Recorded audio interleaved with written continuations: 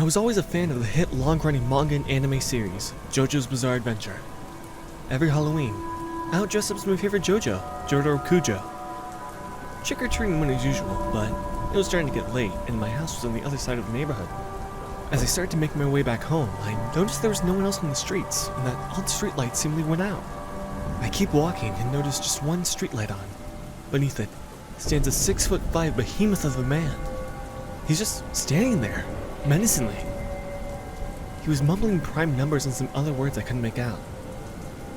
I inched ever so closer, and upon getting a better look, it was someone dressed up as Dio for Halloween. I've never seen a fellow Jojo fan while trick-or-treating, so I was quite excited. I started walking towards him in excitement. "Dio, can I get a picture with you?" The man turned around, revealing his face and the rest of his costume. It was immaculate. He looked just like Dio. The resemblance was uncanny. He then moved his arms outward and said, "Oh, you're approaching me? Instead of running away, you're coming right to me, even though your grandfather, Joseph, told you the secret of the world. Like an exam student scrambling to finish the problems on an exam before the last moments before the chime." I cream my jorts as soon as I hear him say that. He must be as big as a fan of Jojo as I am. I slow my approach and start walking just like a Jojo does towards Dio. I can't slap you silly without getting closer. Oh, then come as close as you'd like. We both approach each other, and I pull up my phone for a selfie with my fellow bro.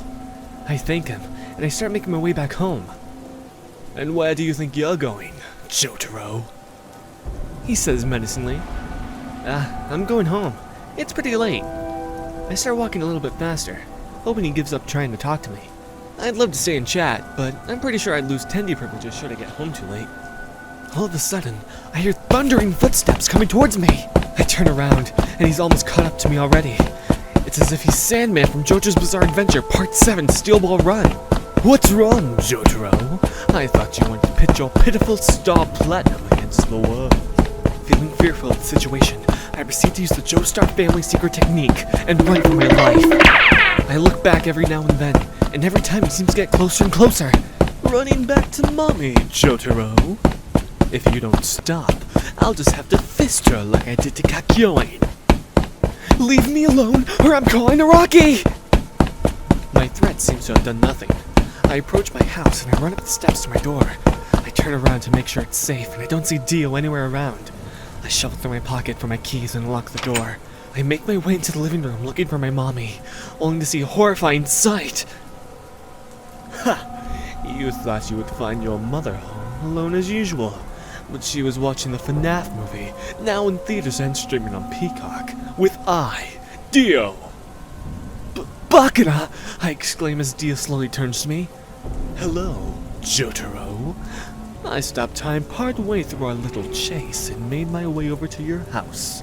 I then proceed to court your mother, and it seems that within the next week, I'll be your new father. I look forward to bonding with you, son.